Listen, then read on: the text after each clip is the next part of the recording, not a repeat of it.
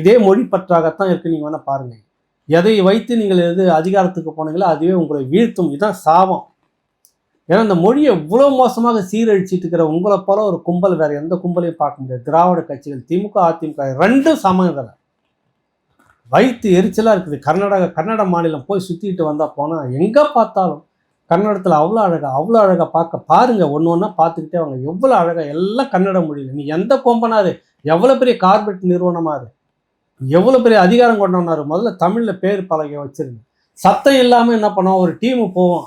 அவர் கேட்கலையா பார்க்கலையா, அவர் ஆங்கிலத்தில் தான் முதன்மையாக வச்சிருக்கிறாரா, ஓகே ஒன்றும் இல்லை வச்சுக்கோங்க. அடுத்த நாள் பார்த்தா அந்த பெயர் பலகை இருக்காது, அடித்து நொறுக்கி பல லட்ச ரூபா லாஸு, பதறுவார், ஒடியாருவார். மூடிக்கிட்டு வை கன்னடத்தில் பேரை. அப்படி தான் நடந்திருக்குது.